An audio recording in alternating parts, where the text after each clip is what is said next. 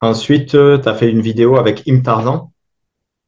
Et Ouais, Im Tarzan fait pas mal de vidéos avec des combattants. Donc, ouais, tu peux nous dire quoi sur lui? Tu penses quoi de son évolution? Justement, il était dans la muscu. Maintenant, il ouais, passe au MMA. Donc, bien qu'il n'est pas un combattant professionnel, on ouais, voit qu'il se donne du mal, il se donne de la peine c'est et vrai. avec beaucoup de rigueur. Donc, tu penses quoi de lui? Je pense, enfin, j'ai déjà échangé avec lui. Et ouais, vraiment, c'est bien parce que ça permet aux gens de réaliser. Il a toujours cette façon drôle d'amener les choses. Mais en vrai, comme tu dis, il se donne vraiment les moyens. C'est pas parce que il fait en sorte que les vidéos soient attractives et tout que, il manque de sérieux. Vraiment, maintenant, c'est sûr que faut encore plus qu'il se donne au niveau de la fin. C'est-à-dire, en gros, il peut pas tellement. Enfin, ça, c'est quelque chose que même pour les combattants qui ont déjà fait beaucoup de compétitions, bah, ça peut poser problème.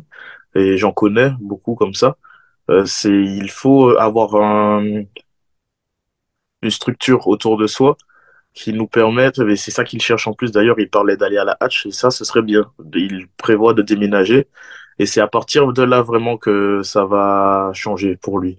Parce que si il est entre plusieurs clubs, il fait quelques séances là, ensuite il s'entraîne seul à d'autres moments avec des amis qui sont dans les soirs de combat. Ça, c'est bien quand on peut pas encore être dans un club. Ça, c'est en attendant. Mais ce qu'il faut, c'est avoir un club où aucune séance n'est au hasard. C'est parce que dans la semaine, il y a tant de fois ça, et en fonction de lui, on a mis ça, ça, ça. Ensuite, prépa physique, bah, sur quoi on va travailler, pourquoi, par rapport à lui. C'est vraiment comme ça qu'il y a une vraie prépa pour quelqu'un qui va faire une compétition.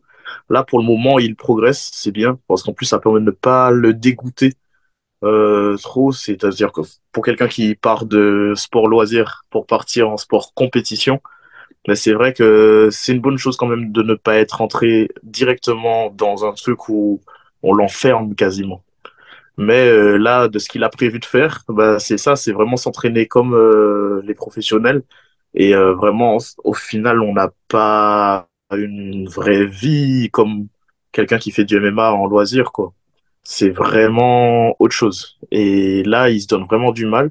Là, il prévoit de déménager et vu qu'il est suivi, ça permet aux gens qui connaissent le sport que en mode sport simple de se rendre compte à quel point en fait avant tout c'est du combat.